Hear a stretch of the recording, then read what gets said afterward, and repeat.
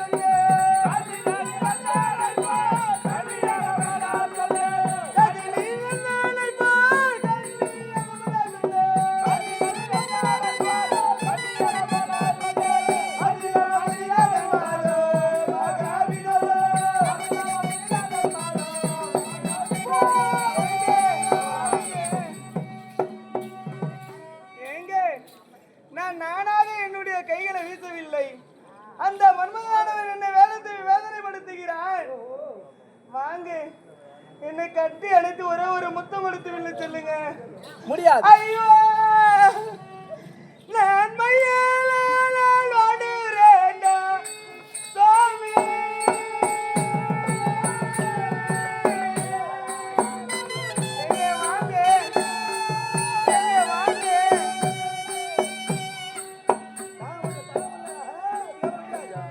நான் மையால் வாடுறேன்டா சாமி.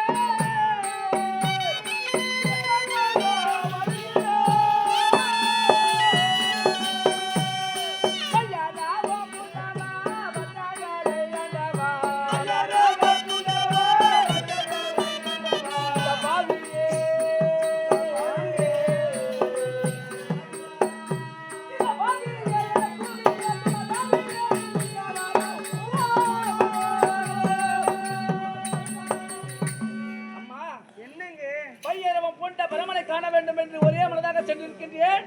வழிமலைக்கு அதே என தடுக்க அதே சென்று தடுக்க வேண்டாமா?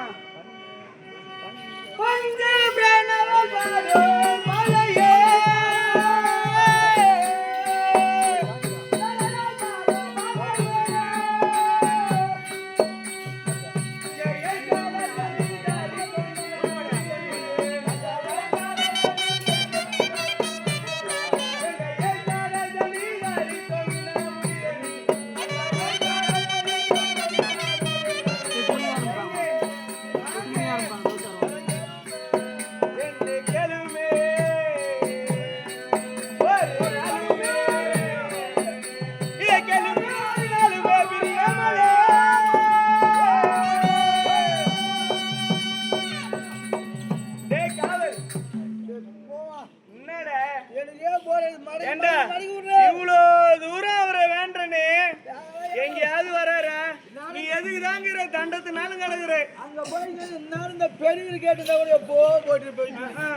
ஏன்னா எந்த ஆளை பார்க்கத்தோட இங்க கீழ 100 பேர்ல யாருன்னா ஒருத்தரை பார்த்துருந்தா கூட எதனா ஒரு பக்கம் இட்டு போயிருப்பாங்க. எப்போ வேலைட்டு போயிட்டு. ஆமா ஏண்டா இவர் என்ன சொன்னார்? அந்த சிவன் ஒரு யோகியன், அதற்கு மேல இவன் ஒரு யோகியன். ஏன் சொல்றேன்?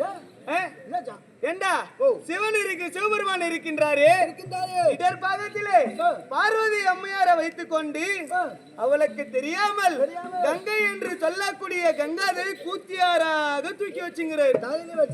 ஆமா அவன் ஒரு யோகியனா? ஆமா அத போல இவர் என்ன தூக்கிலாம் வச்சுக்குவானா? சும்மா அவர் வர சொல்லு, நான் வேணா தூக்கி வச்சுக்கிறேன். தவறாக பேச வேண்டாம். தெரிந்தா சொல்லு, தெரியாமல் சொல்லக்கூடாது. கங்காதேவியாகப்பட்ட வானிலிருந்து பூமியிலே விழ எத்தனித்தாள்.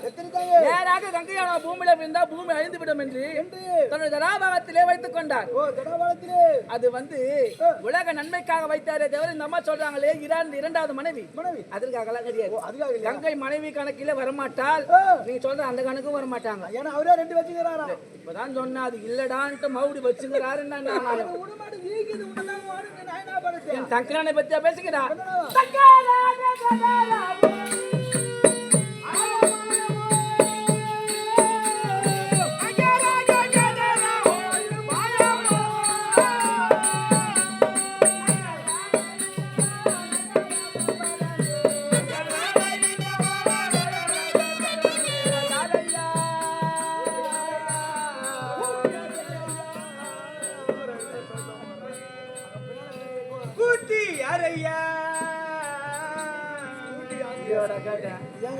பொண்டாட்டினா தள்ள எல்லாம் வாங்கி தரணுங்க.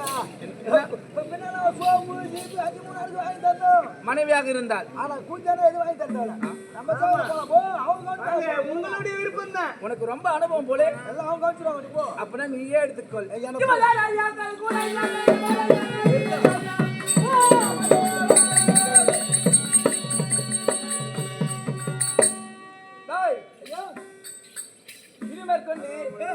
இன்னொரு இடத்திலே பேசிக் கொண்டிருந்தால் என் தவத்திற்கும் என் ஐயனை காண்பதிலும் தடை ஏற்படும் போது தெரிகிறது. இனிமேல் கொண்டு ஒரு சமாளிக்கக்கூடாது.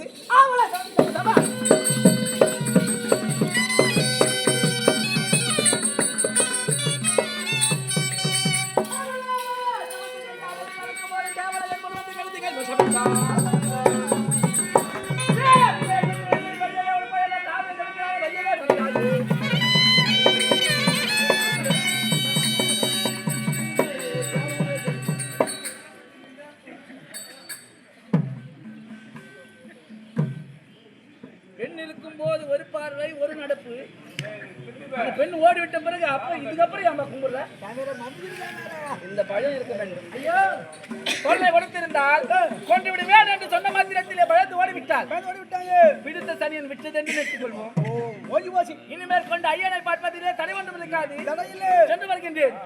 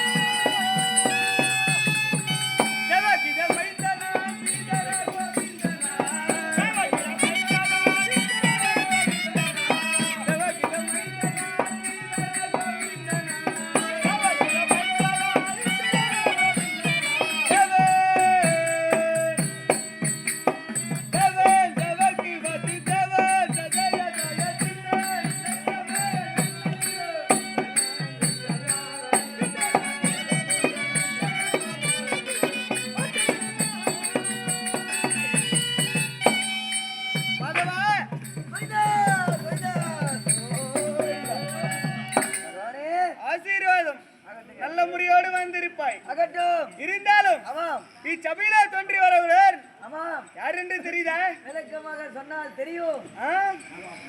நானா ஆவணி மாதம் ஆமாம். கிருஷ்ண பஞ்சம் ஆமா. அஷ்டம திதியிலே திடீர் ஆமாம் கம்சனுடைய சிறையிலே இடையில் நானும் அவதரித்தேன். அவதரித்தீர். ஆமாம் ஆமாம்.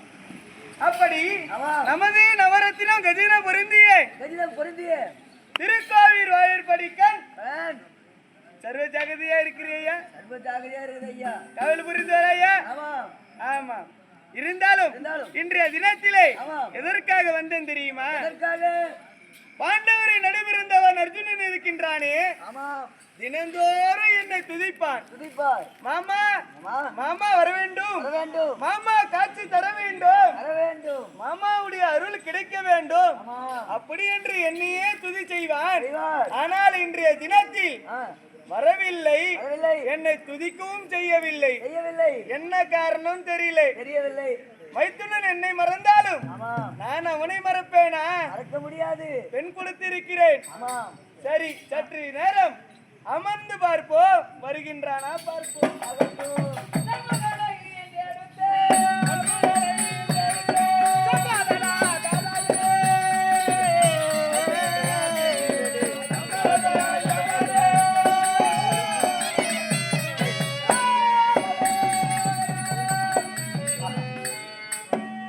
என் நிலையத்தில் விழுந்த மாத்திரமே கண்ணா மணிவண்ணா கார்வே வண்ணா தனத்தனா கோவிந்தா என்று அழைக்கக்கூடிய மாதவனை என்று மறந்து விட்டேன்.